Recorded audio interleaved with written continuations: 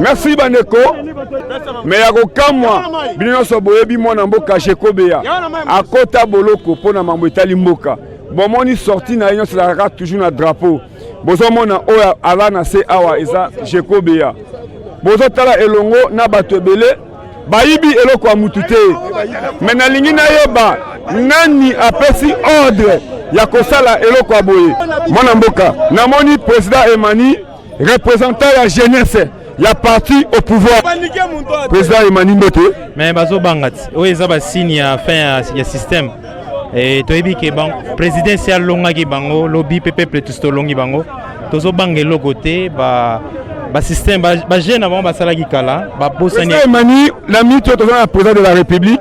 Ndenge Janini Mabunda azo tout à tour na assemblée ndeyo lelo oza président ya jeunesse. Tant aux hommes ba comportement ya boui. Mais ça, il y a un ministre intérieur. Il y a comment la police. Oh, il y a makoki à sécuriser Batou. Comportement à boy. Il y a le président de la jeunesse. Nazuyo. Na ligne na poste na déclaration. Ben, tozolo ba na ministre intérieur que ezaliti lelo na ba soda mususu. Alati peta major, alati peta capitaine, colonel. Azakomi lobela pete wane uta pa Kabila. Alors kabosani ka lati pete pona mboka. Ya salela aza soda ya mutu te soda ya mutu azalaka te soda azalaka pona ozana se à service à drapeau mais baza ko confondre donc mokonzi ya intérieur ayeba ko identifier ba soda wana batia bango hors d'état de nuire parce que bango baza ko servir nde mutu le ba servir mboka donc voilà message na ngi na mais tango yo mo ozomona mambo aboyi iso sala ndengeni mais zo pesa kanda normalement il faut pesa kanda. Comment est-ce qu'un policier qui doit protéger, il y a une fois sécuriser biso, il y a comme ça biso, alors comment insécurité pour nabiso. Abotola, un manifestant pacifique. Bato ba qui na machette na tongo bakangi mutute. Yo mo pe na moni pass lo ne zo na loboko. Tongo bakangi mutute. Bato bakati bato ba machette bakangi bangote. Muso abimisi na ba pistolet, un civil abimisa munduki. Yo monango wa. Mais voilà que les paisibles citoyens, parce que bango bana mutuna bango ba melama kila ceux qui a battu, y a on est bazo servir mutu. Donc c'est regrettable. Et d'ailleurs biso IDPS Tobunda qui 37 ans en opposition sans armes et résistant qui. Maintenant que nous avons un chef de l'État qui travaille pour l'intérêt national. Donc nous avons merci président Emani Wana nazane na Kikwiti. Mwana mboka Jekobea oboyebi yelo Jeko okoka kolobata lilobate boko ponde Jekobea aza grand combattant aza soldat du peuple mais Jeko alobi keno azo wa koloba eloko te boko ponde mission boko simba Jekobea aza président ya force du progrès mais na ebité tito comme à 17h to kosuka ndenge nini to komi wapi to kosite ngamoko naza awa bino moko bolanda botala est-ce que comportement ya boyi eza normal est-ce que Rwandais aza awa est-ce que Ougandais aza awa à cause ya koya kotelema liboso ya palais du peuple na ebité mwana mboka oza moko tambona Jekobea makasi eloko nini komi awa pe nani asali eloko ya boyi bon awa biso pe toyaki to accompagner ba député na biso ya mboka mais toyebi bien que parlement da ba détruire yango eza lisusu te mais tomoni ka ba okota bo biso pe to poto kota po eza ndako na biso nyonso toyeba ke nini ezo salama mais to comprendre te ba soda ba yaki comme sécurité ba major Lungange na ba ordre ba Kasongo. Bon, commandant général Kasongo Silvano. Mais nani apesi ordre motowa Jekobea comme na état azo wa kolobate. Wana yebi Jekobea bien. Lungange na Carl Lewis. Ba beti biso makasi ba tchebi biso ba électrique ba mbeli. Tolobi ba image to yebi ngeza lelo te za ya kala. tobunda na bango toyebi bango bien na mita oyo papa na pouvoir tobanga sumu tute tota force du pokwe et du Congo seke tokokufa mpo na mboka ngai nazali komanda femme ya jeunesse a force du pokwe moto atali sécurité se ngai nayebi so clair tokobanga lisumu tute po tobanda kolanda bakimia papa alobi toboma moto baba na mboka me tomoni comportement ezochange te. Ça c'est comme ça tokomemela bango bongo toyebaneke banani bana pouvoir. Moi, message appelle le ministre intérieur parce que le ministre intérieur est VPM Kankondi. Il y a comment un comportement à Boyi. Bino jeunesse, obo bundi, obo fingami, ba drogué, ba voyou. Mais il y a comment on a besoin de continuer toujours Kozoka. Ministre intérieur, Azafia Nabiso, Yemoko, Ayeba, ba ordre à Kopesa na ba konjo, Tananu, Lelo, Chaleur. Tu as écouté les besoins parler du peuple. Nabakoulou na moko boye bien arme. Aye ko sani na parler du peuple. Yango le ministre na biso d'intérieur azo ba mesure nyonso ya ko kanga ba individu oyo. O biso to lingi ba individu oyo te. Comment boye makambo boye bota na président Cheko. Ya faut faire moni pantalon wa. Pantalon. Ah. Nyonso policier car le wis. Ba matraque tala ba matraque. Ba film. Mambo ba sen. Nga sena ministre intérieur ayeba. Biso to bunda pona mboko yo biso to bando bunda lelo te pona mboko yo azwa ba mesure à makasi ya bien so kite biso olemba biso te bango nde ba olemba biso olemba bango te bango nde ba olemba o eza force ya mboka biso to asima mokonza mboka to ya lelo to mona ba chaleur ba ya na ba arme ba machette ba pezi ba to lobi mokonza lobi bango lelo na ba machette ba ko muye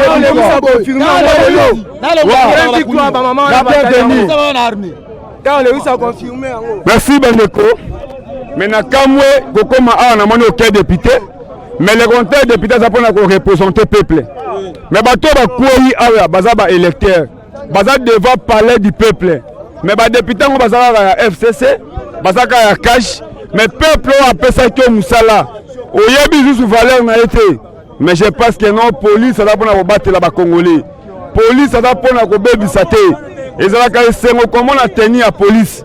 Mais ce qui comportement il y a boy. Et ça la passe. Motoloro la Cheko Béa. Boutique à Nini au Baye piller awa. Dépôt Nini à Biloko Baye Buka awa. Biso le Saya Bisoka Moussala. Merci na mon amour chéri. Lelo, tu es habité Tito comme à 17h, tu es commandé. Je tiens personnellement d'abord à féliciter le chef de l'État, à saluer son discours rassemblaire, un discours qui a répondu aux attentes de la population. Le président a été clair. La coalition FCC Cash, auquel est sorti le gouvernement démissionnaire, a été un gouvernement rejeté par la grande majorité, la majorité écrasante des personnalités et des structures consultées. Ceci dit donc, le gouvernement est démissionnaire et le président a rompu la coalition. Comme le gouvernement est issu de la coalition et que la coalition est rompue, donc la conséquence logique, c'est que le gouvernement est un gouvernement démissionnaire, différemment d'un gouvernement en plein exercice. Deuxième élément, vous savez que personne n'ignore que le président de la République a procédé aux consultations dans un contexte de crise persistante entre les institutions et que le Premier ministre est en rébellion contre le chef de l'État. Le Premier ministre est en rébellion, il ne se salue pas avec le chef de l'État, il ne parle pas avec le chef de l'État et pendant beaucoup de temps, il n'y a pas de conseil de ministre. Cela voudrait dire que le FCC est à la base du blocage. Donc le pays est bloqué. Ça c'est le premier élément qu'il faudra noter. Comme co-rédacteur de la Constitution et que le Premier ministre a été nommé sans qu'il y ait un seul parti politique qui a atteint la majorité absolue de la liste électorale sans que un seul liste ou une seule plateforme ait obtenu la majorité absolue à l'Assemblée nationale, ce qui fait que la désignation d'un Premier ministre, cette ordonnance qui a nommé le Premier ministre, est une ordonnance illégale qui est attaquable devant le Conseil d'État pour annulation.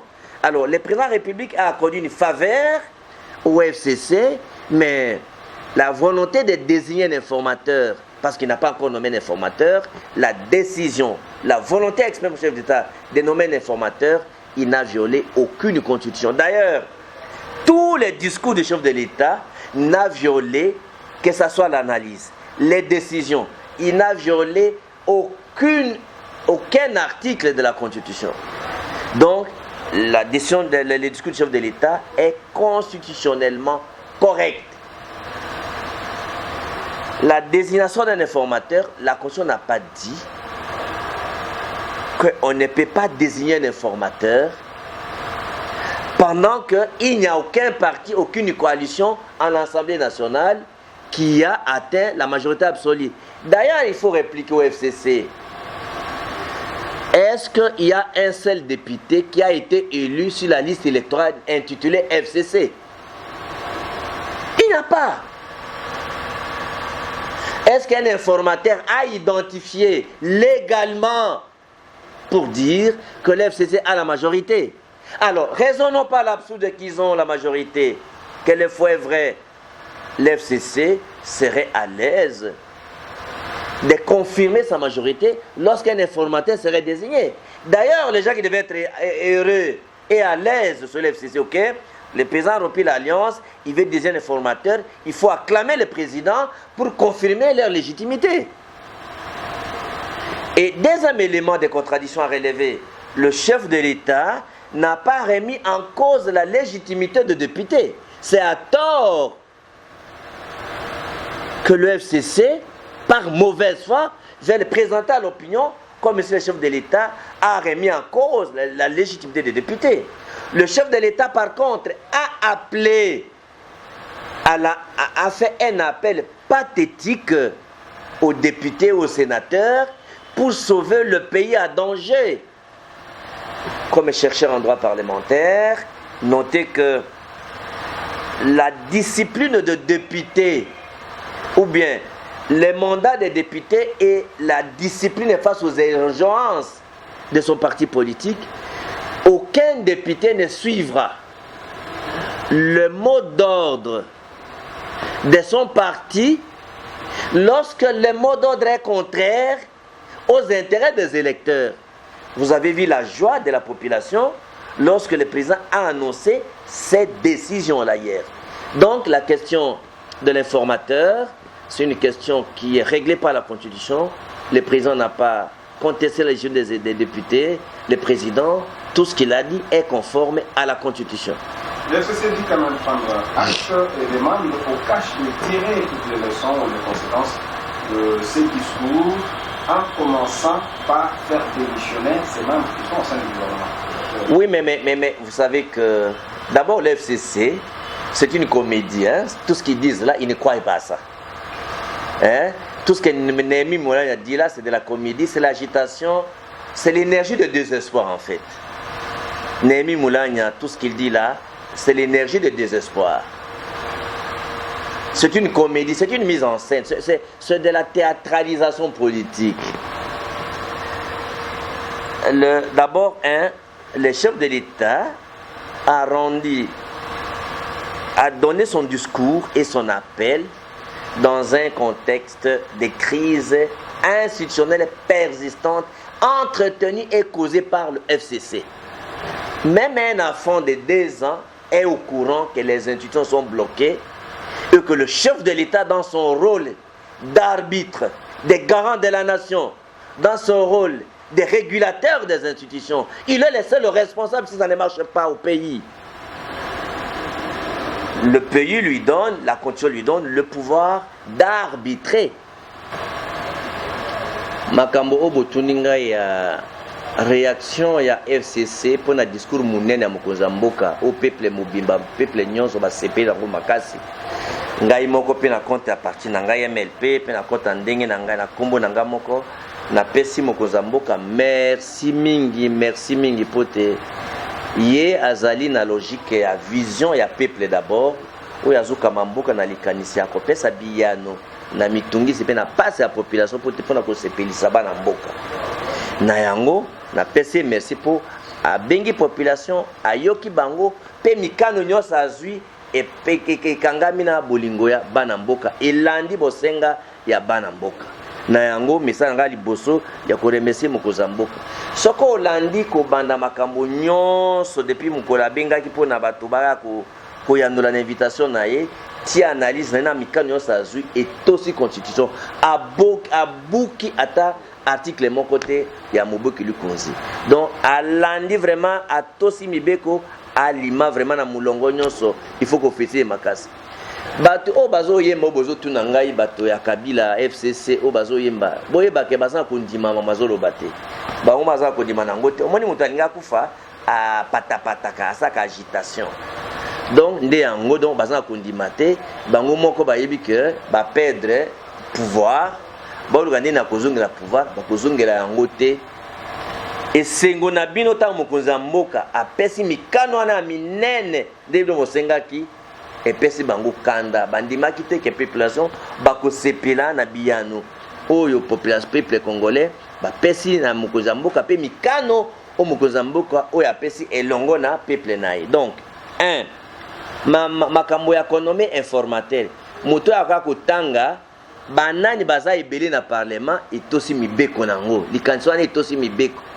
ata premier ministre aza na fonction d'ailleurs fonction nango baza démissionné premier ministre awuti na accord epanzani yo kovanda premier ministre likolo ka boy balobana na président de la république ete aza na rebellion aza mutomboki contre président de la république bon ya kovanda kamboka etel maka boy ya vanda ka bongo donc bato ba ministre akashi ba ko démissionner te parce que le gouvernement mobimba ils a démissionné y compris le premier ministre bozolanda informateur mokonza économie informateur akutanga nombre ba député banani baza ba député ebele d'ailleurs po boyeba te na mikanda ya assemblée nationale pona kokoisa mabunda président de l'Assemblée nationale il faut kaka 125 députés ba koma mukanda awa 263 députés ba koma mukanda so bango bazala ke ebele nde bakomi so bango bazala ke ebele nde bazolobana toza 300 eza chance pona bango bakendo talisa keno bato ana bakosi mais bazoloba pourquoi bandima te makambo nyonso président de la République alobi ekosalema informateur akozala nommé majorité ba perdre yango yango na bengi ba député bopona entre kolana mokonzamboka pona ko changer politique to pesa ya na passe la population ou bientôt bande élection oyo bokozwa lisute po boyebi ke Kabila moto to akone étiquette à Kabila akozwa élection te ils ont porté chance président Pesibino parce que boyebi ke bozo ba député bazo ba crédit ebele ta ba ko dissoudre le parlement vous faites crédit à batundeni donc vous avez intérêt pe na chance ya koyeba que pour ko défendre mbok et puis ngana yepsibino comme parlementaire ya kala na mibeko ya droit parlementaire nde toyekola na Genève député okotosa mibeko ya parti na yo te soko mibeko wana eza contre intérêt ba électeur na yo a intérêt ba électeur na yo ezali que pays etomwama na kimia bozwa mboka ezonga na bato oyo bozwa mboka ezonga epa bana mboka mais boyebi que liboke muke ya bato même bino na FCC liboke muke ya bato ndezo kamba pouvoir nyonso bazo dicter bino bazo kamba pouvoir nyonso pe bozo nyonso mboka basimbe yango liboke muke ya bato or président de la République alinga zongisa bozo nyonso ya mboka na bana mboka nde na yango président de la République a contesté légitimement na ba député te a bengi sende ba député ba sauver mboka FCC ba bibo ko la président de la République a manqué ba député non azo compter na ba député ke ba député nde ba ko sauver mboka na ba sénateur na ba congolais nyonso donc na féliciter bino nyonso ko la bino so ba député en majorité bo soutenir président mokonza mboka pe ata bosoni mokonzi ya mboka bokopede mpe mandat na bino te eza lokuta moto ayebi droit parlementaire makambo kaka baparlementaire azoyebisa bino courage nde bokwesi majorité wana bozokesa biro ya mabunda mpe lobilobi awa mboka etambola mpenza esali biso bino mosala ebandi musala ebandi merci.